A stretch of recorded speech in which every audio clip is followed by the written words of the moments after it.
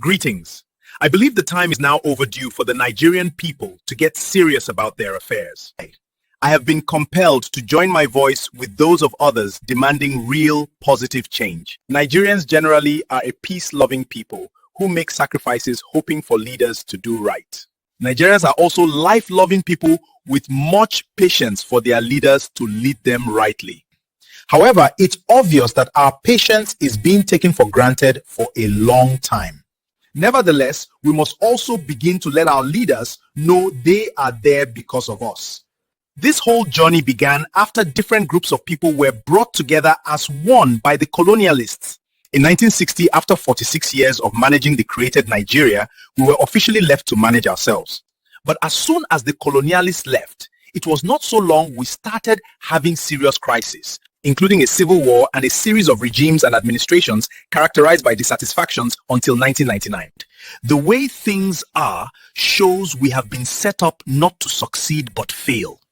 It is apparent the colonial masters want us to always rely on them even after official independence. That circumstance is the foundation and sad root of our problem. Unfortunately, majority of our leaders and politicians have always danced to this tune. Can we really say that things are getting better or getting worse for us? Not. Looking at this whole thing realistically shows that things are getting worse.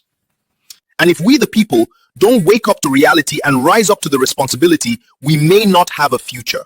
For 25 years of democracy, what our leaders give us is politicking and excuses than national progress. This is the time to take the steps to prevent things from going out of control. But things cannot be brought under control until approached from the root cause of the Nigerian challenges. What I see here is the old generation of leaders doing the old things, keeping us from real national progress. Nevertheless, the new generation of leaders must start making efforts to take over the realm of affairs. They must have a realistic view of the circumstance, interrupt the old pattern, and start implementing the new. Here are 7 ways the old generation of leaders have kept the country down and how the new can change it. Number 1, eroding our sovereignty, enhancing neocolonialism, and disempowering us internationally. Do you know that modern civilization started from Africa before being stolen from us? We must realize this. To use what is now called Western technology, it is better to get our people trained and retrained than hand over the process to them. Nigerians are among the smartest people in the world. There is no technology we cannot learn and apply ourselves. They don't need parasitic Western so-called partnership in such statistical and mathematical thing like taxation. The West cannot be trusted with our social, economic, and taxation data that can be manipulated to their advantages. The new generation of leaders will enhance our sovereignty and erode neocolonialism in any form they come. Number 2, the old generation leaders are more politician-oriented than people-oriented. This means they don't really care about the masses, but themselves. They crave acquisition than serving the people. In 2023, the decision by the Nigerian National Assembly to purchase high-end SUVs for lawmakers caused significant public outcry. But lawmakers such as Bello Rufai, Mukhtar Shagaya, and Ibrahim Bello, and few others had another view. They suggested that the money be used for additional development and better life of their people. That is an example of people-oriented governance that which the new generation of leaders will adopt. Number 3, the old generation of leaders use systemic and process corruption to run. Agencies and commissions such as EFCC, ICPC, INEC, supposed to be independent, are being used as political weapons by the ruling party to foster their selfish plans instead of allowing freedom to operate independently. Politicians who misused public funds should be held accountable irrespective of their party of affiliation. The new generation of leaders will ensure systems and processes are self-sustaining. Number 4, the old generation dread transparency and the use of digital technology for accountability. For example, there have been multiple allegations of missing funds from the NNPC. These amounts run into billions and trillions. With transparency, digital technology can track everything. The new generation of leaders will thrive on transparency and the use of digital technology for its processes. Number 5, these leaders use social, economic, and political exclusion and cut off others. It's like a mafia system such that if you don't belong in their group, there is no hope for you. And if you are in their party, you are covered.